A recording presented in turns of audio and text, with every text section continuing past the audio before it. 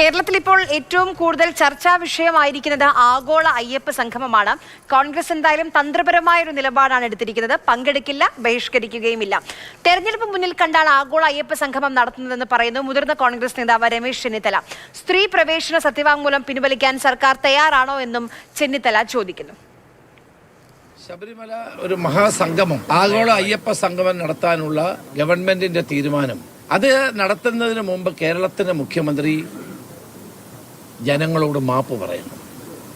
ആചാര ലംഘനത്തിന് നേതൃത്വം കൊടുത്തത് പിണറായി വിജയൻ എന്ന കേരള മുഖ്യമന്ത്രിയാണ്.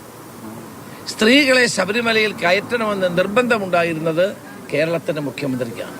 ആ അഫിഡവിറ്റ് തിരുത്തി കൊടുത്തത് ഈ ഗവൺമെന്റാണ്, LDF ഗവൺമെന്റാണ്. അവർ തിരുത്തിക്കൊടുത്ത അഫിഡവിറ്റിന്റെ ഫലമായിട്ടാണ് സുപ്രീം കോടതി വിധി ഉണ്ടായത്. ആ അഫിഡവിറ്റ് പിൻവലിക്കാൻ തയ്യാറുണ്ടോ ഗവൺമെന്റ്? ആ അഫിഡവിറ്റാണ് ഇവിടുത്തെ കാതലായ പ്രശ്നം. വിശ്വാസികളുടെ വികാരത്തെ വ്രണപ്പെടുത്തുന്ന സുപ്രീം കോടതിയുടെ ജഡ്ജ്മെന്റ് ഉണ്ടായത് ആ അഫിഡവിറ്റാണ്. അപ്പം ഇവിടെ വളരെ വ്യക്തമാണ്, ഭക്തജനങ്ങളെ കബളിപ്പിക്കുക. അപ്പം തെരഞ്ഞെടുപ്പിന് വേണ്ടിയിട്ടുള്ള ഒരു സ്റ്റണ്ടാണിത്. തെരഞ്ഞെടുപ്പ് വരാൻ പോകുന്നു, പഞ്ചായത്ത് തെരഞ്ഞെടുപ്പ് വരാൻ പോകുന്നു, അത് കഴിഞ്ഞ് അസംബ്ലി തെരഞ്ഞെടുപ്പ് വരാൻ പോകുന്നു. ഇപ്പം തെരഞ്ഞെടുപ്പിനെ കണ്ടുകൊണ്ടുള്ള ഒരു സ്റ്റണ്ടാണ് ഇവിടെ നടത്താൻ ഉദ്ദേശിക്കുന്നത്.